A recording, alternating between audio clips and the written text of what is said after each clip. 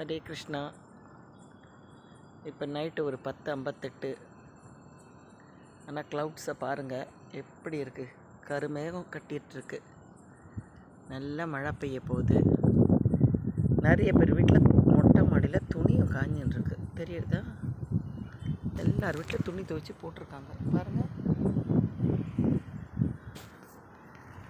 எல்லாருக்கும் ஷாக்கு. ராத்திரி மழை வரப்போகுது.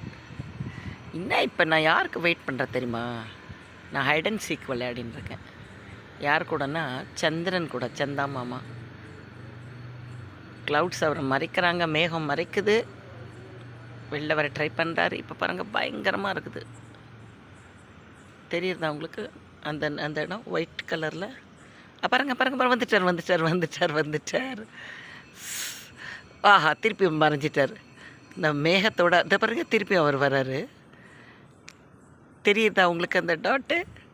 ஆமாம், இதுதான் இயற்கை விளையாடுற கண்ணாமூச்சி ஆட்டம். நம்மளுக்கு எங்கே இருக்குது நேரம் இதை பார்க்குறதுக்கு? நம்ம எல்லோரும் டிவி முன்னாடியும் நம்ம வீட்டு 4 செவத்துக்குள்ளேயும் உட்காந்துண்டு ஜாலியாக ஏசியை போட்டுண்டு நம்மளே தனிமையாக படுத்துக்கிறோம். இங்கே பாருங்கள் எவ்வளோ அழகாக இருக்கார் சந்திரன். அந்த கரு மேகங்களோடைய கண்ணாமூச்சி ஆடுறாங்க.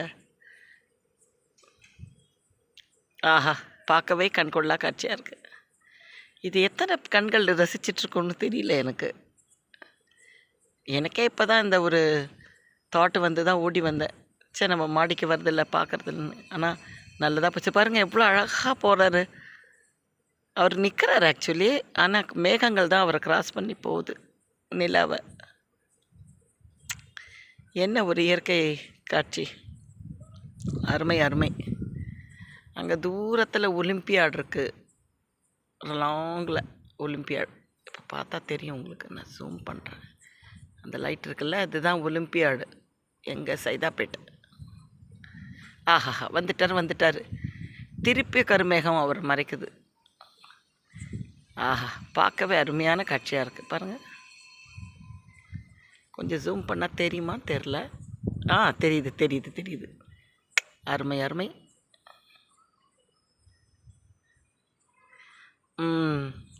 வாவ். கடவுள் எங்கன்னு தேடுற மனிதர்கள் பாருங்கள். பிரத்யட்ச கடவுள் சூரிய நாராயணன், சந்திரன்.